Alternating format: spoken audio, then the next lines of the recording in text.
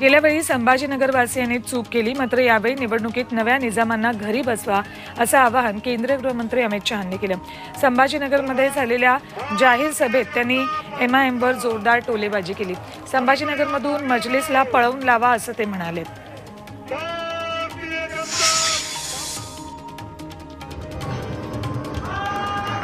अमित शहांनी अकोल्यात भाजप पदाधिकाऱ्यांसोबत बैठक घेतली। विदर्भातल्या अकोला, बुलढाणा, वाशिम, यवतमाळ, वर्धा, चंद्रपूर या 6 लोकसभा मतदारसंघांचा त्यांनी आढावा घेतला। यासाठी उपमुख्यमंत्री देवेंद्र फडणवीस, भाजप प्रदेशाध्यक्ष चंद्रशेखर बावनकुळे आणि विखे पाटलांसह भाजप नेते, पदाधिकारी, बूथ प्रमुख उपस्थित होते।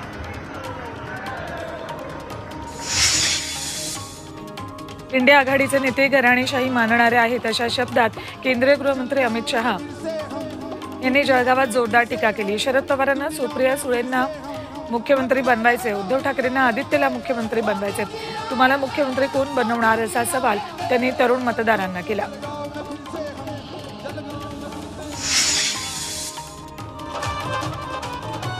शरद पवार यांनी शून्यातून जग निर्माण केलं, तर 50 वर्ष महाराष्ट्रानं शरद पवारांना साथ दिली आहे अशा शब्दात अमित शहांच्या आरोपांना शरद पवार गटाचे प्रदेशाध्यक्ष जयंत पाटील यांनी प्रत्युत्तर दिले। महाराष्ट्रानं शरद पवारांना 50 वर्ष सहन केलं अशी टीका अमित शहांनी जळगावमध्ये केली होती। त्यावर पाटील पुण्यात बोलत होते। मुंबईत उद्धव ठाकरे आणि शरद पवारांचा सिल्वर ओकवर बैठक झाली। महाविकास आघाडीचं लोकसभा जागा वाटप अंतिम टप्प्यात आलं असताना ही भेट झाली। आजच्या बैठकीत नेमके काय मुद्दे असतील त्यावर यात चर्चा झाली। वंचित बहुजन आघाडीला महाविकास आघाडीत घ्यायचं, मात्र त्यांना कोणत्या जागा द्यायच्या याबाबतीत चर्चा झाली। मुंबईत लोकसभेची 1 जागा मिळावी यासाठी अजित पवार गटही आग्रही आहे। ईशान्य मुंबईची जागा राष्ट्रवादी काँग्रेसनं लढावी अशी मागणी मुंबईतल्या बैठकीमध्ये कार्यकर्त्यांनी वरिष्ठांकडे केली।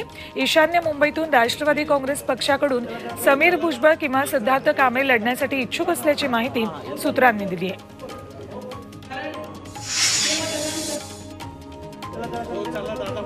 मुंबईत राष्ट्रवादीची नाशिक आणि दिंडोरी लोकसभा मतदारसंघाची बैठक झाली।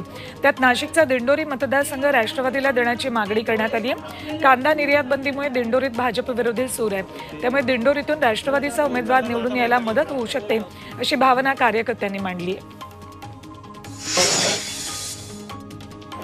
पैलवान चंद्रहार पाटील आज ठाकरे गटात प्रवेश करण्याची शक्यता आहे। त्यांनी मातोश्रीवर उद्धव ठाकरे यांची भेट घेतली। कोल्हापूर लोकसभा निवडणूक काँग्रेस लढणार असल्याचं निश्चित होत असताना सांगली लोकसभा ठाकरे गट लढवणार असल्याची माहिती आहे। याच पार्श्वभूमीवर चंद्रहार पाटलांनी उद्धव ठाकरे यांची भेट घेतली।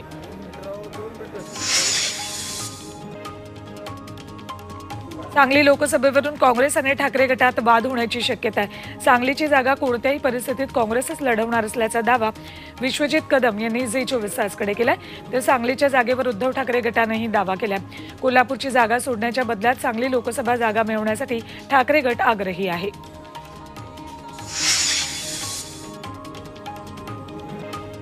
बारामतीत दहशत आणि वेगळ्या प्रकारचं राजकारण कुणी करत असेल तर आपल्याशी संपर्क करून द्या, मग आपण बघतो असं म्हणत उपमुख्यमंत्री अजित पवारांचे पुतणे योगेंद्र पवार यांनी थेट अजित पवारांनाच आव्हान दिले। सुप्रिया सुळे गटासोबत जोडल्या जाणाऱ्यांना धमकावलं जात असल्याची चर्चा आहे, त्यावरून उंटवाडीमध्ये योगेंद्र यांनी हा इशारा दिलाय।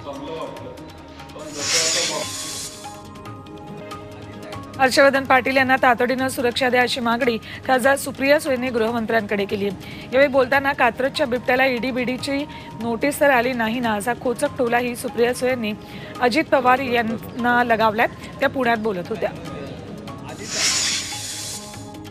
लोकसभेचे उमेदवार अद्याप जाहीर झाले नसले तरी सुप्रिया सुळेंनी प्रचाराला सुरुवात केली।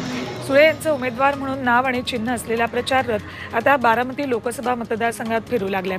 तसंच प्रचाराच्या ठिकठिकाणी बॅनरही लागलेत। याआधी सुप्रिया सुळेंनी व्हॉट्सअप स्टेटसद्वारे आपली उमेदवारी जाहीर केली होती।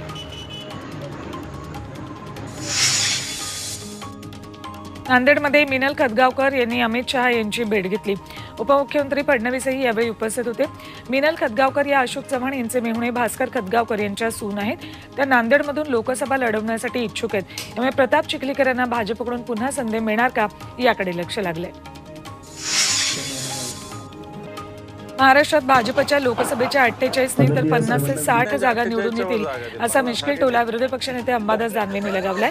पुण्यातील वाघोलीमध्ये एका खासगी कार्यक्रमात पत्रकारांशी संवाद साधताना त्यांनी हे विधान केले। तर देशात मोदी हरणार बघत राहा असं त्यांनी मिश्किलपणे सांगितल्यानंतर एकच हशा पिकला।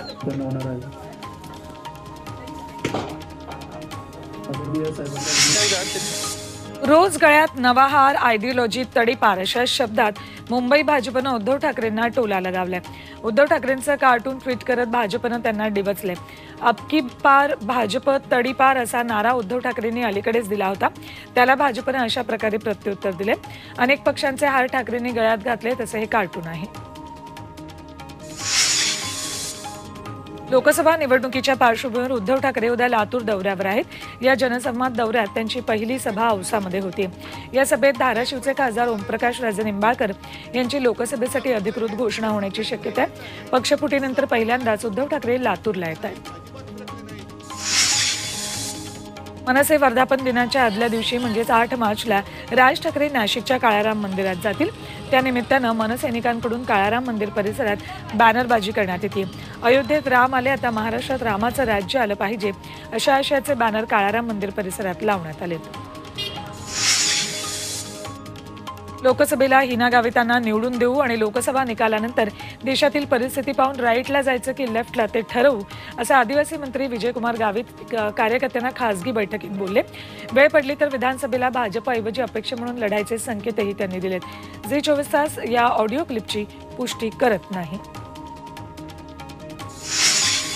कोल्हापुरातील हातकणंगलेचे खासदार धैर्यशील माने यांनी केलेल्या विकास कामांची माहिती देणारे होर्डिंग लागलेत। ही माहिती जाणून घेण्यासाठी होर्डिंगवर दिलेला QR कोड बनावट असल्याचं उघड झालंय। काहींनी हा QR कोड स्कॅन केल्यानंतर वेगळीच ऑनलाईन साईट उघडत असल्याचं समोर आलंय।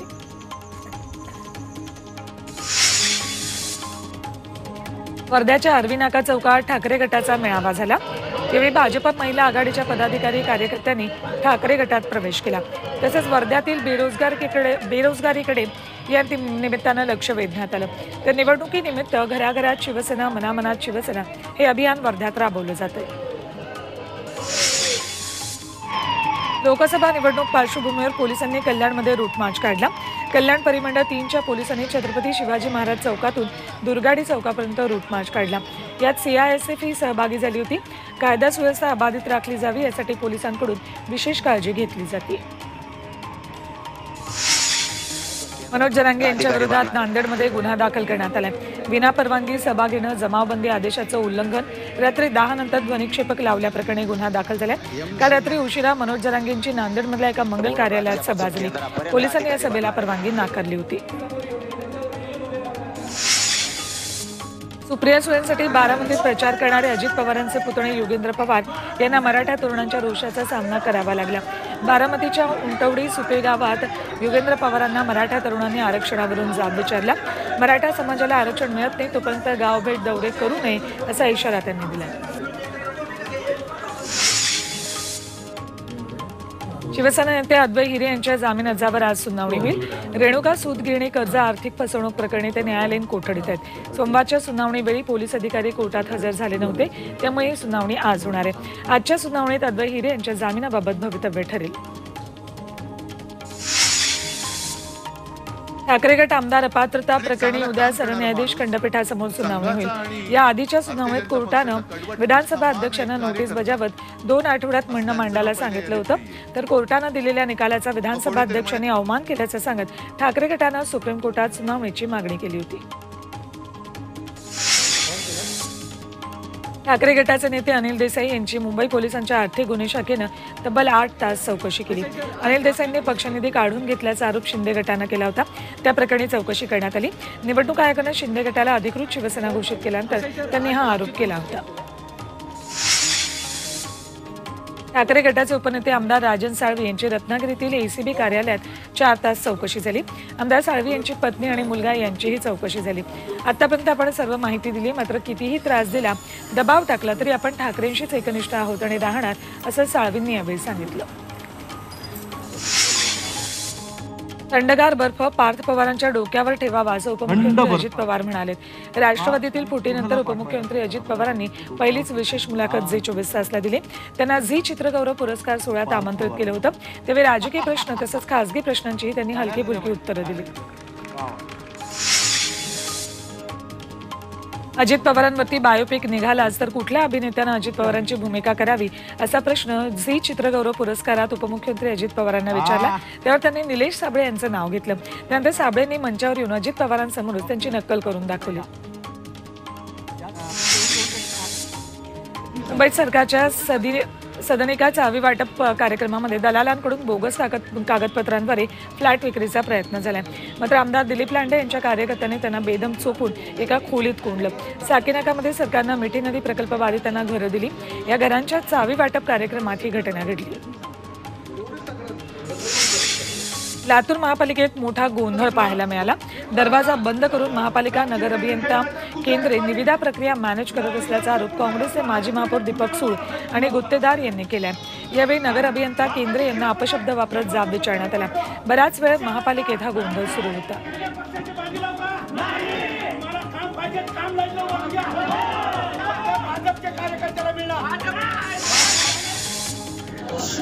पंढरपूर आणि मंगळवेढा तालुक्याची टंचाई आढावा बैठक आमदार समाधान अवताडे यांच्या अध्यक्षतेखाली पार पडली. मे महिन्यापर्यंत पुरेल इतका चारा आणि 24 टँकर पाणी मे महिन्यात लागणार असा आराखडा या बैठकीत मांडण्यात आला. याबाबत प्रशासनानं सतर्क राहण्याच्या सूचना आमदार अवताडे यांनी दिल्या. कोल्हापूर शहरातील भटक्या कुत्र्यांचा बंदोबस्त करावा यासाठी भाजपनं महापालिका आयुक्तांच्या ऑफिस बाहेर ठिय्या आंदोलन केलं. तसंच आयुक्तांना धारेवर धरलं. मोकाट कुत्रा चावल्यानं 21 वर्षीय सृष्टी शिंदे या तरुणीचा रेबीजनं मृत्यू झाला. त्यामुळे कोल्हापूरकर संताप व्यक्त करतात. अहमदनगरच्या श्रीरामपूरमध्ये आदिवासी एकता परिषदेनं आंदोलन केलं. आदिवासींना रेशन कार्ड, जात प्रमाणपत्र तसंच सबलीकरण योजनेअंतर्गत भूमियोग्य लाभार्थ्यांना जमिनीचं वाटप करावं यासह विविध मागण्यांसाठी आंदोलन करण्यात आलं. महिला, पुरुष तसंच लहान मुलं यात सहभागी झाले.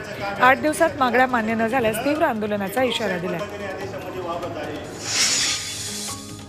साताऱ्यात रस्त्यालगत असलेली झाडं वाचवण्याचा संदेश देण्यासाठी हरित संघटनेनं मूक निदर्शनं केली. शहरात रस्त्यालगत नगरपालिकेनं लावलेली झाडं तोडण्याचा प्रकार काही व्यापारी करतात. त्या निषेधार्थ साताऱ्यात राजपथावर आंदोलन करण्यात आलं. समृद्धी महामार्गावरील टोलनाका कर्मचाऱ्यांनी काम बंद आंदोलन सुरू केले. 3 महिन्यांपासून वेतन थकल्यामुळे त्यांनी हे पाऊल उचलले. वरिष्ठांशी झालेल्या चर्चेतही याबाबत तोडगा निघाला नाही. मनसेनं त्यांच्या आंदोलनाला पाठिंबा दिलाय. भंडाऱ्यात महावितरणच्या जुलमी कारभाराविरोधातील शरद पवार गटाच्या उपोषणाला अखेर यश आले. वीज विभागाच्या कर्मचाऱ्यांनी आंदोलकांना लिंबू पाणी पाजून त्यांचं उपोषण सोडलं. कधी अतिरिक्त वीज बिल तर अनेकदा शेतकऱ्यांना 12 तास वीज दिली जात नाही अशा अनेक तक्रारींसाठी 5 दिवसांपासून उपोषण सुरू होतं. नाशिकच्या मालेगावात 12 बलुतेदार संघटनेनं बंडूकाका बच्छाव यांच्या नेतृत्वाखाली मोर्चा काढला. मालेगाव पॉवर सप्लाय कंपनीच्या हलगर्जी कारभारामुळे विजेचा धक्का लागून कर्मचारी नितीन पवार यांना दोन्ही हात गमवावे लागले. या प्रकरणी नितीन पवारला भरीव मदत द्यावी, जाचक वाढीव वीज बिल कमी करावीत अशा मागण्या यावेळी करण्यात आल्या.